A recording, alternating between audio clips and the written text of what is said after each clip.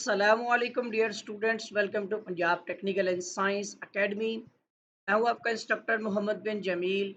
Students, ہم D E subject جین 211 جو کہ کامن سبجیکٹ ہے اسلامیات اینڈ مطالعہ پاکستان، پاکستان اسٹڈی جس کو کہتے ہیں، اور اس سبجیکٹ کا جو ہے وہ پاسٹ پیپر میں پیپر 2022 اور فرسٹ اینول کا جو لانگ سیکشن تھا اس کو ڈسکس کرنے جا رہے ہیں۔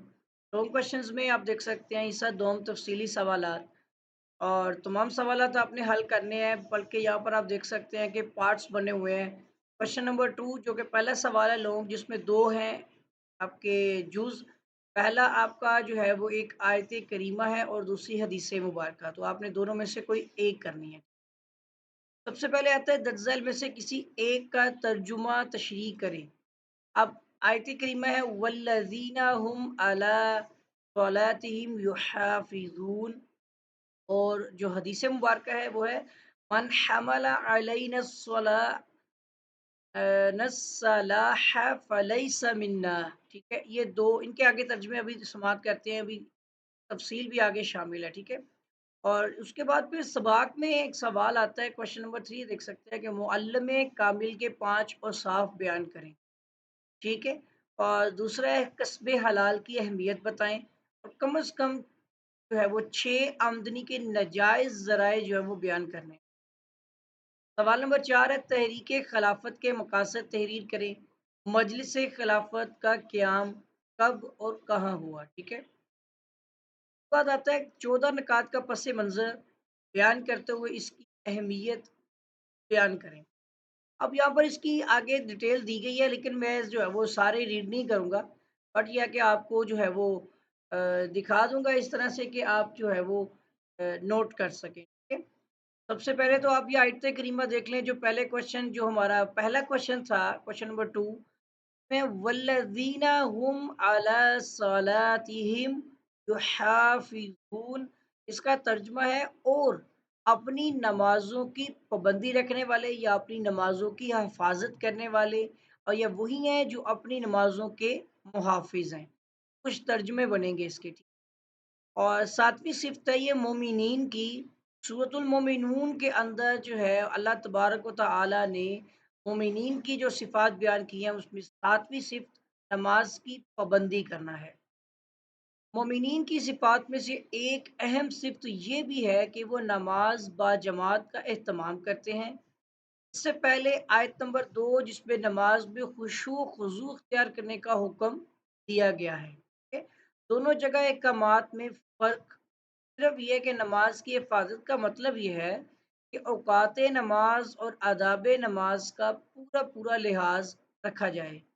بندہ مومن نماز سے متعلق ہر چیز کی پوری نگہداشت کرے، نماز کے تمام ارکان کو اطمینان اور سکون سے ادا کرے، نماز کے دوران اللہ تعالیٰ کی حمد و ثنا کرتے ہوئے تلاوت قرآن اور تسبیحات کے معانی و مطالب پر پورا دھیان اور توجہ رکھے۔ یہ ہو گیا اتنی سی بس، یہ اس آیت کریمہ جو ہے سورۃ المومنون کی میں یہ ترجمہ ہے 2 نمبر کا، اور 4 نمبر کی تشریح تھوڑی سی اگر آپ بھی اچھے الفاظ میں لکھنا چاہیں تو آپ لکھ سکتے ہیں۔ ٹھیک ہے، کے بعد حدیث مبارکہ ہے کہ من حمل علینا الصلاح فلیس منا، کا ترجمہ یہ ہے کہ جس نے ہم پر ہتھیار اٹھایا، یعنی جس نے مومن پر، اپنے مومن بھائی پر ہتھیار اٹھایا وہ ہم میں سے نہیں۔ ٹھیک ہے، یعنی ایک مومن دوسرے مومن پر ہتھیار نہیں اٹھا سکتا۔ کی ممانعت کی گئی ہے کہ مومن پر اسلحہ اٹھانے کی ممانعت میں مومن کی جان کی حرمت، ہاتھ اور زبان سے حفاظت، اس کو آپ نوٹ کیجئے گا۔ ٹھیک ہے، حجت الوداع پر تلقین کی گئی، یعنی خطبہ حجت الوداع میں بھی اسلحہ اٹھانے کی ممانعت کی گئی، ہتھیار سے اشارہ کرنا یہاں تک منع کیا گیا ہے۔ ٹھیک ہے، مومن کا قتل کر دینا یہ تو اور سنگین ہے، اور قتل مومنین کی سنگینی اس کے بارے میں اللہ کے رسول صلی اللہ علیہ وآلہ وسلم کا فرمان ہے۔ انسانیت کا قتل سب سے پہلا فیصلہ جو دیا گیا قتل کے حوالے سے، ٹھیک ہے، یہ سارے پوائنٹس جو ہے نا وہ آپ نے نوٹ کر لینے ہیں۔ یہ حدیث کی تشریح میں آتے ہیں اور آپ نے کوشش کرنی ہے کہ ایک آیت کریمہ یا حدیث مبارکہ میں ترجمہ تو آپ کا بخو ہونا چاہیے۔ 2 نمبر کا ترجمہ ہے، 4 نمبر کی تشریح میں اگر آپ پوائنٹس بنا کر کریں تو کم از کم 4 پوائنٹ لازمی بنائیے گا۔ سوال نمبر جو ہے اگلا آپ دیکھ سکتے ہیں، تیسرا سوال ہے جو جز کا پہلا پارٹ ہے، جن دونوں میں سے ایک کرنا ہے، تو یہ سبق ہے حضور صلی اللہ علیہ وآلہ وسلم حیثیت معلم کامل۔ اس میں تھے معلم کامل کے اوصاف، یعنی خصوصیت بتانی ہے۔ خوبیاں کیا ہوتی ہیں یہاں پہ آپ دیکھ سکتے ہیں، یہ بہت ساری خوبیاں بیان کی گئی ہیں۔ صاحب علم ہوتا ہے یا ہونا چاہیے ایک معلم کامل کو، صاحب ایمانت دا و دیانت، بہترین منتظم، ٹھیک ہے، تعصبات سے پاک، نیک نیتی اور خلوص، انقلابی شخصیت، تقوی، اصول علم کی ترغیب، باوقار، ٹھیک ہے، باوقار سیرت ہو، باوقار شخصیت ہو، مزاج شناس ہو، موقع شناس ہو، ٹھیک ہے، با عمل ہو، یعنی عمل پیرا ہو، عمل کرنے والا ہو، خود عمل کرنے والا ہوگا تو دوسروں کو تلقین، یہ چیزیں ہیں اس میں تھوڑی تھوڑی بریفنگ بھی آپ اگر کرنا چاہیں تو کر سکتے ہیں، انسانی ہمدردی رکھنے والا ہو۔ آگے آتا ہے دنیاوی معلم، ان کے بارے میں بتایا گیا، معلم کامل کے بارے میں تھوڑا سا یہاں پر آپ دیکھ سکتے ہیں، ٹھیک ہے، اور اہم ذمہ داریاں کیا ہوتی ہیں، لیکن یہ اس کا حصہ نہیں ہے سوال کا، تو جو آپ کو نظر آ رہا ہے نا اس کو ایک بار ریڈ لازمی کیجیے۔ اور اس کے بعد تعلیمات نبوی صلی اللہ علیہ وآلہ وسلم کے پہلو، جو تعلیمات کے جو پہلو ہے نا آپ صلی اللہ علیہ وآلہ وسلم کی روح سے، وہ بھی آپ دیکھ سکتے ہیں کہ توحید کا درس، رسالت، عبادات، یہ آپ کے سوال کا آنسر نہیں ہے، جواب نہیں ہے، بٹ یہ آپ کو ویسے بتایا جا رہا ہے، جز آتا ہے پورے کا پورا معلم کامل کا ٹاپک لے کے آ گیا ہوں میں نا یہاں پہ، آپ نے اس پہ سوال بنانا ہے۔ 5 نمبر کا آپ کا یہ سبق کا سوال ہوتا ہے۔ طہارت، دین میں کمی بیشی کی ممانعت، سادہ زندگی بسر کرنے کا حکم، دیگر شعبہ ہے زندگی کو سٹاپ کر کر یہاں پر نوٹ کر سکتے ہیں۔ اب یہ جو اوصاف اور خصوصیت ہے نا، یہ تھوڑا سا یہاں سے آپ کو سوال مل سکتا ہے آپ کا کہ تعلیم نبوی صلی اللہ علیہ وآلہ وسلم یات، یعنی جو معلم کامل کی خوبیاں جو اوصاف ہوتی ہیں ان میں یہ ہونی چاہیے کہ دوسروں پر اثر ہو، الہامی تعلیم، تنقید و ترمیم سے پاک ہو، ٹھیک ہے، اس کے بعد عملی نمونہ، ٹھیک ہے، ایک مثال ہو، یعنی کہ پھر نرم لہجہ، آہستہ بولنا، دل آزاری سے پرہیز، کے بعد آتا ہے آپ کا شفقت کا سلوک، مثالوں کے ذریعے تعلیم، جامعہ کلام ہو، یعنی مکمل ہو، اس میں کوئی مختصر طور پر یا کمی بیشی نہ ہو، ٹھیک ہے، جامعہ ہونا چاہیے، ہر طرح کے پوائنٹس کلیئر ہونے چاہیے، واضح ہونے چاہیے۔ پھر آتا ہے غیر ضروری تعظیم سے منع کرنا، طول علم کی تاکید، وسیع تعلیمات، یہ کچھ پوائنٹس بنتے ہیں اس کے اندر، ٹھیک ہے۔ کے بعد مقصد کیا تھا ہمارا اس میں، اس پورے باب کا مقصد یہ تھا ہمیں ان چیزوں کے بارے میں علم ہو سکے۔ بہرحال معلم کامل کے اوصاف جو پہلے آپ کو بتائے گئے تھے انہی کو آپ نے لکھنا ہے، اور تھوڑا سا اگر آپ ڈیٹیل لکھنا چاہیں تو وہ آپ اس میں نوٹ کر سکتے ہیں۔ اگلا ایک آپ کا اس کا اس جز ہے یعنی کہ اگر یا تو معلم کامل والا آپ کر سکتے ہیں کہ صاف، یا پھر کسب حلال کے حوالے سے تھا اس کا مفہوم تھا، اور آئی تھنک اس کے ساتھ ہی بتایا گیا کچھ اس میں کہ حرام طریقے کی جو ہے کسب حلال کے اندر آتا ہے نا، جو حرام طریقے سے لوگ روزی کماتے ہیں اس کے بھی 6 طرح کے طریقے بتانے ہیں ہمیں، ذرائع جو ہے کن کن ذرائع سے لوگ کر سکتے ہیں۔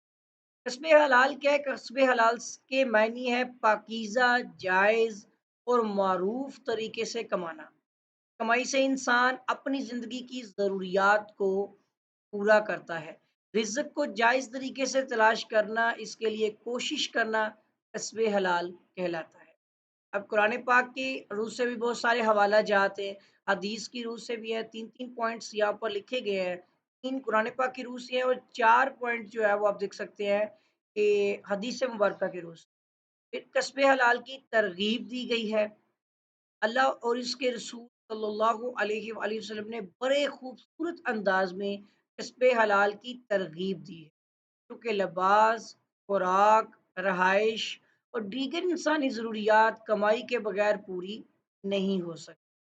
के बाद फिर अल्लाह के रसूल ने इरशाद फरमाया कि नबी करीम सल्लल्लाहु अलैहि वसल्लम ने इरशाद फरमाया ना कि बेशक तुम्हारा सबसे पकीज़ा खाना वो है जो तुम्हारी कमाई का है और तुम्हारी औलाद भी तुम्हारी कमाई से है, ठीक है? ये एक हदीस नोट कर लीजिएगा। रिज़्क़े हलाल इबादत और इसमें यहाँ पर आप देख सकते हैं कि रिज़्क़े हलाल के हवाले से यहाँ पे उसूल है ना, हमें रिज़्क वो देखने हैं जो हराम तरीके से होता है। तो ये आप देख सकते हैं कमाई की हद है यहाँ पर कि उसमें लिखा गया है जी इसको कुछ रीड कीजिएगा वर्डिंग बनाने के लिए, ठीक है? कस्बे हलाल का हुक्म, कस्बे हलाल और तजारत, तजारत के असूल, यहीं पर तजारत के असूल में आपको वो ज़राए मिलेंगे। नेक नियति, ठीक है? तजारत नेक नियति से करनी हो, ये तो पहला हो गया ना पॉइंट ठीक है। आखिरत की तजारत भी ठीक है, लेकिन यहाँ देख सकते हैं कि माल की बेजा तारीफ़ की ममानत की गई। ये एक पॉइंट बनेगा आपका। ऐब छुपाना ये एक ज़रिया है कि आप किसी माल के ऐब छुपाएँ, उसकी ख़ामियाँ छुपाकर आप उसको बेचें। ऐब ज़ाहिर करना, ज़ाहिर करने वाला भी ये है कि माल का ऐब बताने के बावजूद अगर खरीदार किसी कीमत पर राज़ी हो जाए तो फिर तजारत दुरुस्त है। 2-3 चीज़ें आती हैं, अगर आप ऐब छुपा के करेंगे तो कमाई को हराम कर देता है, ये आप देख सकते हैं इसमें। इसी से आपने पॉइंट देखने हैं कि हराम ज़राए क्या है। नाप-तोल में कमी-बेशी करना ये एक हराम ज़रिया है। बेजा कस्में खाना ये भी हराम है, ठीक है? और फिर यहाँ पर आपको बहुत सारे पॉइंट्स मिलेंगे, अब 6 पॉइंट आपको ढूँढने हैं, तो बल्कि हमारा सबक यहाँ पे ख़त्म हो जाता है इसलिए ये चीज़ नहीं मिल रही। तहरीक ख़िलाफ़त अगला जुज़ आपका इसको मैं यहाँ पर जो है वो थोड़ी-सी स्टे करता हूँ, इसके पॉइंट भी आपने यहीं से ढूँढने हैं। अब आपने खुद थोड़ी-सी मेहनत करनी है, इसको एक बार रीड कीजिएगा और फिर अपनी वर्डिंग में आपने इसको जो है वो इसके सवाल के जवाबात देने हैं, ठीक है? उसके बाद तहरीक हिजरत भी इसी के अंदर ही आती है, ठीक है? और ये भी एक बार स्टॉप करके देख लीजिएगा और फिर इसके कुछ इक़दामात हैं, ठीक है जी? ये पॉइंट्स के हिसाब से लिखिएगा, 5 नंबर का सवाल होता है। तहरीक का खात्मा लिखा हुआ है आगे और उसके बाद तहरीक के अंजाम वगैरह और ये सारे पॉइंट्स बने और नाकामी के असबाब भी लिखे हुए हैं यहाँ पर, अगर सवाल में आती है तो। और इसके असरात भी हैं इसके अंदर। बेसिकली पूरा टॉपिक लेके आ गया हूँ मैं इसके अंदर, तो आपने उसके अंदर से जो है वो अपना मुतलका टॉपिक जो है वो निकाल लेना है। जो पॉइंट्स हैं आपके, वो आपने यहाँ से निकाल के अंडरस्टैंड कर लेना। यहाँ तक आई थिंक ये जुज़ भी हमारा ख़त्म हो गया है। लास्ट हमारा इसका एक टॉपिक रह गया है, उसको डिस्कस कर लेते हैं, वो है कायदे-आज़म के 14 निकात जो थे। वो 14 निकात का पस मंज़र आपने बयान करना है और इसकी वजूहात और जो भी निकात वो आपने बताने हैं इसके, ठीक है? तो ये आपने लाज़मी रीड कर लेना है और ये अगर आप छोटी किताबों से भी कर सकते हैं, 9th-10th की किताब जो है या और छोटी किताबों में आपको अगर 14 निकात मिलते हैं, तो वो 14 के 14 निकात जो हैं, वो अपने निकात लिखने हैं, ठीक? ये 14 नकात तो इसका पस मंज़र बेसिकली उसमें वाज़िया तौर पर है कि क्यों पेश किए गए, उसकी वजूहात क्या थी, ठीक है? तो यहाँ तक स्टूडेंट हमारा जो है ये टॉपिक कंप्लीट हो चुका है। ये 14 नकात और ये सवाल आपके थे जो मैंने आपको पहले ही बता दिए कि आपका जो है ये सेकंड ईयर का था सब्जेक्ट जैन 211। अच्छी तरह से आप इसको जो है वो समझिएगा, अंडरस्टैंड कीजिएगा और अगर आपने अभी तक मेरे चैनल को सब्सक्राइब नहीं किया तो चैनल को सब्सक्राइब भी कर लें। साथ ही बेल आइकन पे क्लिक भी कर दें, वीडियो को लाइक करें, शेयर करें। कोई भी क्वेश्चन क्वेरी वगैरह हो तो कमेंट कीजिएगा। आपके साथ फिर मुलाकात होगी, दुआओं में याद रखिएगा। अल्लाह हाफ़िज़।